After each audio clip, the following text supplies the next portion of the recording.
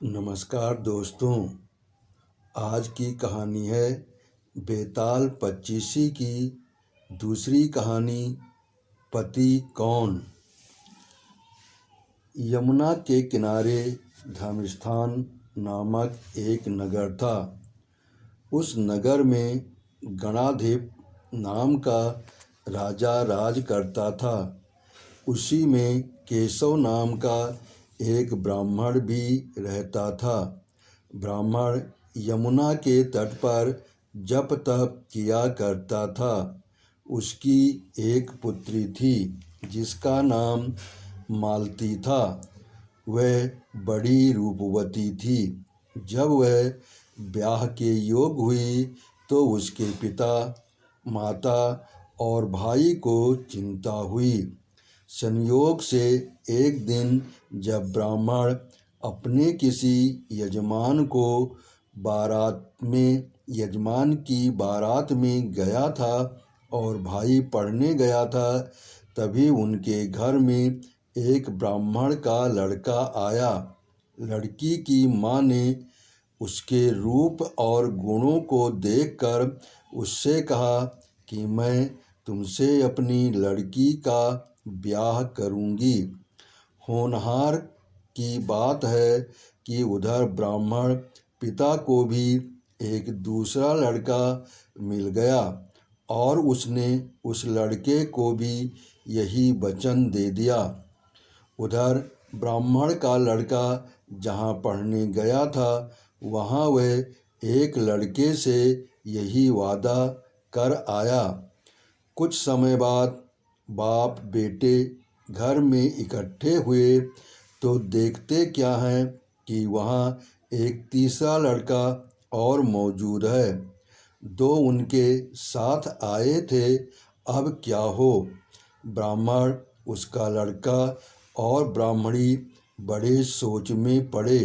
दैव योग से क्या कि लड़की को सांप ने काट लिया और वह मर गई। उसके बाप, भाई और तीनों लड़कों ने बड़ी भाग दौड़ की। जहर झाड़ने वालों को बुलाया पर कोई नतीजा न निकला। सब अपनी अपनी करके चले गए। दुखी होकर वे उस लड़की को शमशान में ले गए और क्रियाक्रम कर आए। तीनों लड़कों में से एक ने तो उसकी हड्डियां चुन ली और फकीर बनकर जंगल में चला गया।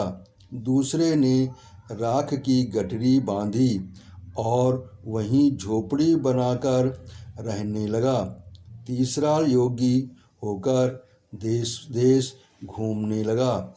एक दिन की बात है, वह तीसरा लड़का घूमते घामते किसी नगर में पहुंचा और एक ब्राह्मणी के घर भोजन करने बैठा। जैसे ही उस घर की ब्राह्मणी भोजन परोसने आई कि उसके छोटे लड़के ने उसका आंचल पकड़ लिया। ब्राह्मणी से अपना आंचल छूटता नहीं था। ब्राह्मणी को बड़ा गुस्सा आया। उसने अपने लड़के को झिड़का, मारा पीटा, फिर भी वो न माना तो ब्राह्मणी ने उसे उठाकर जलते चूल्हे में पटक दिया। लड़का जलकर राख हो गया।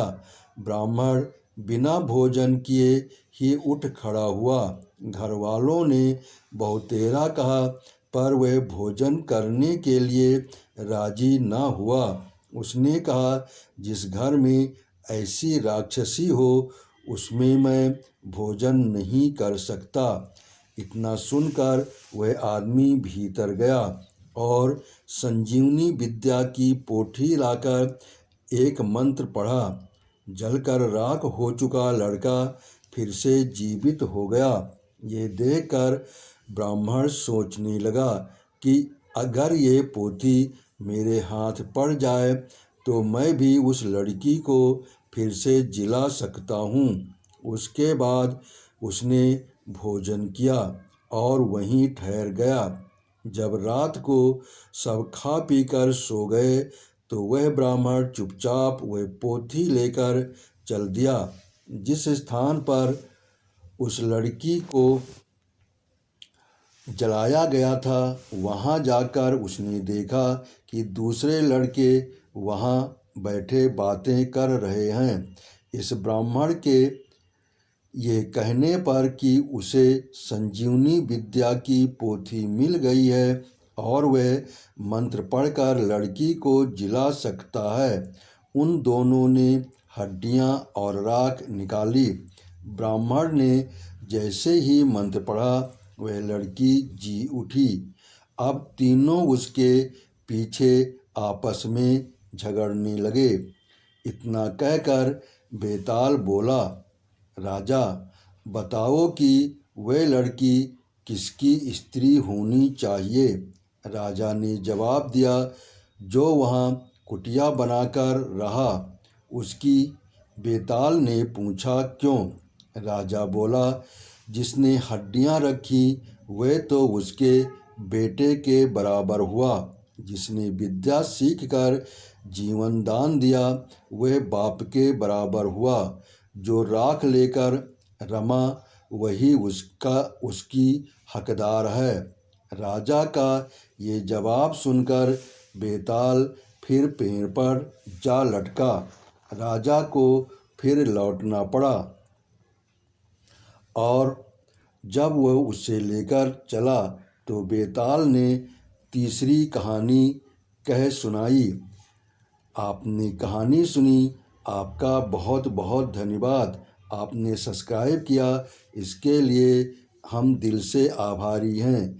इस कहानी का तीसरा पार्ट हम अगली कहानी में सुनेंगे।